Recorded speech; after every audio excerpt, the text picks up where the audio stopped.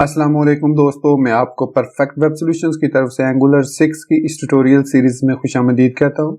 दोस्तों, मेरा नाम इमरान कासिम है और ये हमारा एंगुलर 6 की ट्यूटोरियल सीरीज का पार्ट 26 है। और आज के इस वीडियो ट्यूटोरियल में हम डिस्कस करेंगे शेयरिंग डाटा बिटवीन कंपोनेंट्स, मतलब पेरेंट टू चाइल्ड और चाइल्ड टू पेरेंट कंपोनेंट्स के दरमियान डाटा को हम कैसे ट्रांसफर कर सकते हैं। तो इससे पहले कि मैं अपने इस वीडियो ट्यूटोरियल को स्टार्ट करूं, मैं आपसे रिक्वेस्ट करूंगा कि अगर आपने अभी तक हमारे चैनल को सब्सक्राइब नहीं किया तो इसको सब्सक्राइब जरूर कर लें और साथ में मौजूद जो बेल का नोटिफिकेशन आइकन है उसको प्रेस करना मत भूलिएगा, ताकि आपको हमारी आने वाली हर नई वीडियो या सीरीज की नोटिफिकेशंस मिलती रहें और आप उनसे अप टू डेट रह सकें। Thank you very much. तो चलिए शुरू करते हैं इस वीडियो ट्यूटोरियल को। तो यहाँ पर मेरे पास विजुअल स्टूडियो कोड ओपन है जिसमें हमने अपना NG6 ऐप का प्रोजेक्ट लोड किया हुआ है और इसके अलावा यहाँ पर मैंने NG6 की ऐप को रन भी किया हुआ है। तो सबसे पहले हम देखते हैं कि किस तरीके से हम पेरेंट कंपोनेंट से चाइल्ड कंपोनेंट को डाटा ट्रांसफर कर सकते हैं। तो एक नई चीज भी आपको यहाँ पर सीखने को मिलेगी जब हम NG जनरेट कंपोनेंट करेंगे, तो वो भी मैं आपको दिखाता हूँ। तो यहाँ मैं टर्मिनल ओपन कर लेता हूँ, इंटीग्रेटेड टर्मिनल जो VS कोड का हिस्सा है। यहाँ पर मैं लिखूंगा NG जनरेट कंपोनेंट। तो मैं यहाँ पर एक टेस्ट कंपोनेंट जनरेट करना चाह रहा हूँ।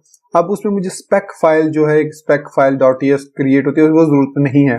तो मैं ये डैश डैश स्पेक फॉल्स कर दूंगा। लेकिन जैसे ही मैं इस कमांड को रन करूंगा तो आपको एक एरर मिलेगा। ये कमांड है NG जनरेट कंपोनेंट, मतलब मैं एक कंपोनेंट जनरेट करना चाह रहा हूँ और उस कंपोनेंट को ऐड करूंगा मैं पेरेंट कंपोनेंट जो ऐप कंपोनेंट है उसके अंदर, और फिर मैं आपको दिखाऊंगा कैसे डाटा शेयर करते हैं। तो मैं एंटर करूंगा तो यहां पर उसने एक एरर दिया। एरर क्या है? More than one module matches, use skip import option to skip importing the component into the closest module. मतलब उसका यह है कि अगर हम यहाँ पे SRC में जाएं, ऐप में जाएं, तो यहाँ पर अब आप देख सकते हैं कि हमारे पास दो नहीं बल्कि 3 मॉड्यूल्स क्रिएटेड है। एक ऐप ब्राउजर मॉड्यूल है, एक ऐप मॉड्यूल है और एक ऐप सर्वर मॉड्यूल है। तो उसको समझ नहीं आ रही कि ये जो आपने कंपोनेंट क्रिएट करना है इसको किस मॉड्यूल में आपने इंपोर्ट करना है। तो उसने हमें ये ऑप्शन दिया कि आप -- स्किप डैश इंपोर्ट जो है वो यूज करें स्विच।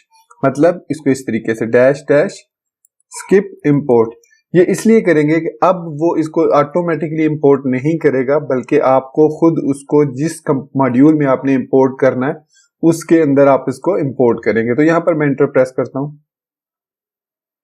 अच्छा, यहां पर मैंने चूंकि स्पेक के स्पेलिंग गलत लिख दिए थे तो इसलिए यहां पर उसने spec.ts फाइल जो है वो जनरेट कर दी। इसलिए सॉरी, आप अगर स्पेक के स्पेलिंग सही लिखेंगे तो ये वाली जो फाइल है ये जनरेट नहीं होगी। एनीवेज, हम यहाँ पर टेस्ट कंपोनेंट में जाते हैं तो यहाँ पर हमारे पास टेस्ट कंपोनेंट .html में ये एक मैसेज है, इसको डिस्प्ले करवाते हैं हम यहाँ पर। तो मैं इसको app.component.html में आऊंगा और सिंपली इस H2 के नीचे में यहाँ पर लिख देता हूँ app डैश टेस्ट। तो अब ये अभी ओपन नहीं होगा क्योंकि हमने इसको इंपोर्ट नहीं किया ऐप मॉड्यूल में। तो यहाँ पर आप देखेंगे ये रिकम्पाइल हुआ और यहाँ पर व्हाइट स्क्रीन आ गई। और यहाँ पर JIT कंपाइलर ने, मतलब जिट कंपाइलर ने, जिसके बारे में मैं ऑलरेडी एक्सप्लेन कर चुका हूँ, तो यहाँ पर उसने कहा जी app test is not a known element. तो इसका मतलब है कि ये एलिमेंट अभी नोन एलिमेंट नहीं है क्योंकि हमने जनरेट कर लिया कंपोनेंट, लेकिन हमने इसको मॉड्यूल में इंपोर्ट नहीं किया। तो ऐप मॉड्यूल में आप आएंगे और यहाँ पर आपने ऐप जहाँ पर डिक्लेरेशंस लिखा हुआ है इस एरे में आपने ऐड करना है कॉमा डाल के टेस्ट कंपोनेंट। जैसे आप यहाँ पर टेस्ट कंपोनेंट लिखेंगे ऑटोमेटिकली VS कोड का स्मार्ट एडिटर इसको डिटेक्ट कर लेगा, उसको पता चल जाएगा कि कहाँ से आपने इसको इंपोर्ट किया है। तो ये अब हमारे पास इस फाइल को मैं सेव करूंगा। सेव करने के बाद जैसे ही मैं इस फाइल को भी सेव करूंगा और या क्लोज करके ओपन करूंगा तो हमारा ये एरर खत्म हो जाएगा। तो यहाँ पर अब ये कंपाइल होकर दोबारा लोड हुआ और कोई एरर नहीं आया, ये वाला ऐप टेस्ट वाला। और यहाँ पर अगर मैं आपको दिखाऊं तो टेस्ट वर्क, तो हमारा कंपोनेंट जो है वो काम कर। अब हम देखते हैं कैसे हम डाटा शेयर कर सकते हैं। इस ऐप कंपोनेंट से हमने डाटा को सेंड करना है इस कंपोनेंट को, ठीक है। तो इसके लिए सिंपल हम यूज करते हैं @input। तो सबसे पहले आप चाइल्ड कंपोनेंट, अब चूंकि हमने इस ऐप टेस्ट को ऐप कंपोनेंट के अंदर ऐड किया तो इसलिए ये जो है ये एक चाइल्ड कंपोनेंट है। तो यहाँ पर हम आएंगे test dot component dot TS file में, और यहाँ पर कंस्ट्रक्टर से ऊपर आप लिखेंगे एन इनपुट। तो जैसे ही आप इनपुट लिखेंगे यहाँ पर आपको ड्रॉप डाउन लिस्ट में मिल जाएगा इनपुट। आप टैब प्रेस करेंगे तो यहाँ पर ये ऑटोमेटिकली इनपुट जो है टैग यहाँ पर ये इंपोर्ट हो जाएगा, वरना आप मैन्युअली भी कर सकते हैं। तो यहाँ पर आप ब्रैकेट्स लगाएंगे, ब्रैकेट लगाने के बाद जो भी उस वेरिएबल का नाम लिखना चाहें, जैसे मैं यहाँ पर लिखता हूँ मैसेज, कॉलन डालेंगे, उसकी डाटा टाइप मेंशन करेंगे इज इक्वल टू, अगर उसमें कुछ डाटा अपना सेंड करना चाह रहे हैं तो यहाँ पर आप वो डाटा ट्रांसफर कर देंगे, सेव करेंगे इसको। अब इस मैसेज को हम अपने टेस्ट कंपोनेंट के HTML में यहाँ पर ऐसे डिस्प्ले कर लेते हैं, ठीक है। अब ये मैसेज आएगा कहाँ से, ये वाला मैसेज कहाँ से आएगा, ये आएगा हमारे ऐप कंपोनेंट डॉट HTML से। यहाँ से हम अब इस मैसेज वेरिएबल को जो हमने @input के साथ लिखा है उसको हम बाइंड कर सकते हैं स्क्वायर ब्रैकेट्स के साथ।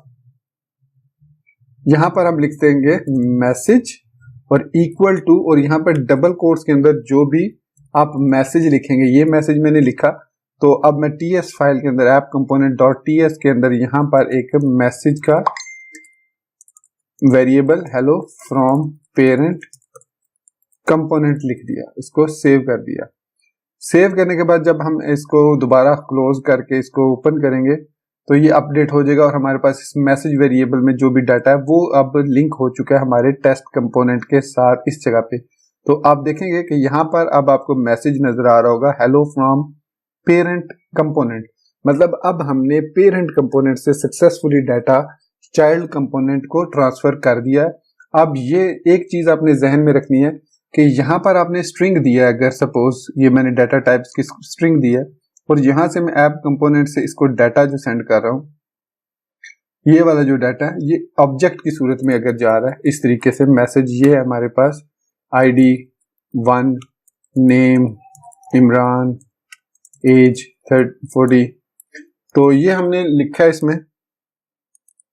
तो अब अगर मैं यहाँ पर दे रहा हूं तो अब ये एक ऑब्जेक्ट की सूरत में हमारे पास यहाँ पर नजर आएगा।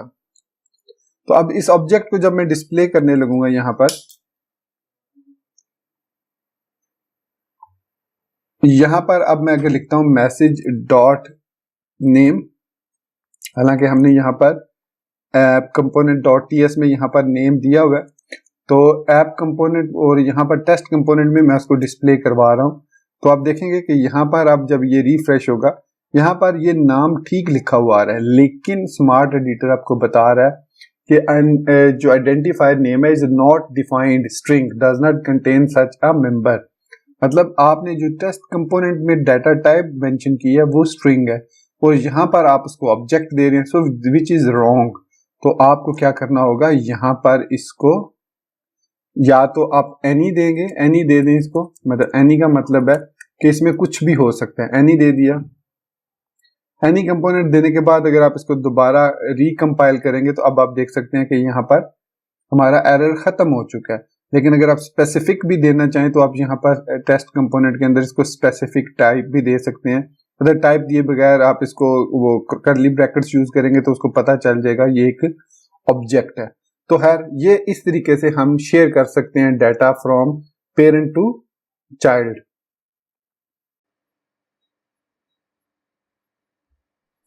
तो अब हम देखते हैं कि किस तरीके से हम चाइल्ड कंपोनेंट से कुछ डाटा जो है वो पेरेंट कंपोनेंट को सेंड कर सकते हैं। तो इसके लिए हमें यूज करना होता है दो ऑब्जेक्ट्स को, आउटपुट, जिस तरीके से हमने इनपुट को यूज किया इसका ऑपोजिट है आउटपुट, और दूसरी चीज है इवेंट एमिटर।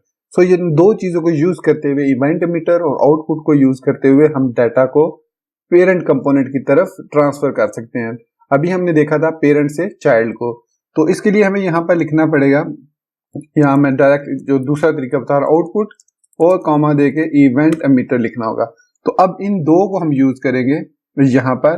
तो इसका तरीका ये है, यहाँ पर अब जिस तरीके से हमने इनपुट लिखा था उसी तरीके से आउटपुट को ब्रैकेट्स के साथ लिखेंगे, और यहाँ पर अब हमने मैसेज सपोज एमिटर या मैसेज इवेंट इसको कह देते हैं, is equal to new event emitter, और इसकी जो डाटा टाइप है वो हम बता देते हैं कि ये इसकी डाटा टाइप स्ट्रिंग है। और इसको इनिशियलाइज कर लेते हैं। तो इस तरीके से हमने ये एक मैसेज इवेंट क्रिएट कर लिया। अब इस इवेंट को अगर हम जनरेट करना चाह रहे हैं तो यहाँ पर मैं एक शो मैसेज का मेथड बना लेता हूँ और यहाँ पर अब हम लिखेंगे this dot message event dot emit, और यहाँ ब्रैकेट के अंदर चूंकि ये एक स्ट्रिंग है तो यहाँ पर या तो हम डायरेक्टली स्ट्रिंग पास कर सकते हैं या फिर हम यहाँ पर जो है वो कोई भी डाटा जो लिखना चाहें वो कोई वेरिएबल लिखना चाहें, कोई डाटा हमने कहीं और से इंपोर्ट किया वो सेंड कर सकते हैं। यहाँ पर मैं सिंपल लिखता हूँ हेलो फ्रॉम चाइल्ड कंपोनेंट। यहाँ पर ये पार्ट कंप्लीट हो गया। अब इसके जो HTML में इस इवेंट को किसी न किसी इवेंट के थ्रू हमने एमिट करना है। तो सपोज यहाँ पर मैं एक बटन लगा लेता हूँ और यहाँ पर लिख देता हूँ एमिट इवेंट, इसको लिख देता हूँ और यहाँ पर मैं लिखता हूँ क्लिक इवेंट को मैं कॉल करूंगा इसके, और यहाँ पर शो मैसेज जो है उसको मैं कॉल कर लेता हूँ। ये जो टेस्ट कंपोनेंट के अंदर हमने शो मैसेज का मेथड क्रिएट किया है। तो जैसे ही मैं इसको क्लिक करूंगा ये इवेंट जो है एमिट हो जाएगा ग्लोबली, तो इसको पेरेंट की तरफ मतलब ग्लोबली पेरेंट की तरफ एमिट हो जाएगा। तो फिर हम पेरेंट कंपोनेंट में आएंगे HTML में और यहाँ पर उसका नाम लिखेंगे कि जब वो एमिट हो मैसेज वाला इवेंट, ये वाला मैसेज इवेंट जब एमिट हो तो इसके अगेंस्ट जो आपका पेरेंट कंपोनेंट है उसका कौन सा मैसेज कॉल होना चाहिए। तो यहाँ पर मैं एक शो मैसेज बना देता हूँ। अब ये जो शो मैसेज होगा यहाँ पर अभी आपको एरर आ रहा है क्योंकि हमने ऐप कंपोनेंट .ts में शो मैसेज के नाम से मेथड नहीं बनाया। तो यहाँ पर मैं अब शो मैसेज और इसको पास कर दूंगा ई, और यहाँ पर मैं लिख देता हूँ this dot title is equal to E. E simply इसलिए लिखूंगा क्योंकि यहाँ पर स्ट्रिंग आ रहा है, कंप्लीट इवेंट नहीं आ रहा बल्कि सिर्फ उस इवेंट का एक स्ट्रिंग आ रहा है। तो यहाँ पर अब हम पास कर देंगे इवेंट विद $, ये ध्यान में रखना है आपने, विद $, इवेंट पास करना है। सेव किया और यहाँ पर अब हमारा जो पेज है वो रीलोड होगा। तो अब आपको यहाँ पर एक बटन नजर आ रहा होगा एमिट इवेंट। जैसे ही मैं इस बटन को क्लिक करूंगा ये जो NG6 ऐप लिखा हुआ है ये चेंज होके किस मैसेज में कन्वर्ट हो जाएगा, जो मैसेज मैंने यहाँ पर टेस्ट कंपोनेंट के अंदर यहाँ पे एमिट कराया हेलो फ्रॉम चाइल्ड कंपोनेंट। चलिए प्रेस करते हैं। तो जैसे ही मैंने प्रेस किया आपने देखा कि यहाँ पर हेलो फ्रॉम चाइल्ड कंपोनेंट लिखा हुआ आ गया। तो इस तरीके से दोस्तों हम जो है वो पेरेंट कंपोनेंट से चाइल्ड कंपोनेंट की तरफ और चाइल्ड कंपोनेंट से पेरेंट कंपोनेंट की तरफ डाटा ट्रांसफर कर सकते हैं। इसके दो मेथड और भी हैं, व्यू चाइल्ड, और इसके अलावा हम यूज करते हैं इसको RxJS को, जिसमें हम ऑब्जर्वेबल यूज करते हैं to generate message throughout the component, मतलब जितने कंपोनेंट में फिर हम उस मैसेज को सब्सक्राइब करना चाहें वो सब्सक्राइब कर सकते हैं उसको इमिट करने के बाद किसी भी एक कंपोनेंट से। तो वो नेक्स्ट वीडियो ट्यूटोरियल में हम दो को देखेंगे कि कैसे हम व्यू चाइल्ड यूज करते हैं और किस तरीके से हम उस ऑब्जर्वेबल को यूज करते हुए मैसेज मल्टीपल कंपोनेंट्स के दरमियान शेयर कर सकते हैं। ये जो दो मेथड्स हैं ये पेरेंट और चाइल्ड और पेरेंट कंपोनेंट के लिए ही है।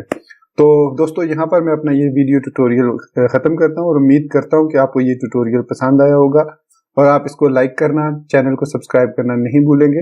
अपनी दुआ में याद रखिएगा। Thank you very much for being with me till end. Take care. अल्लाह हाफिज एंड बाय।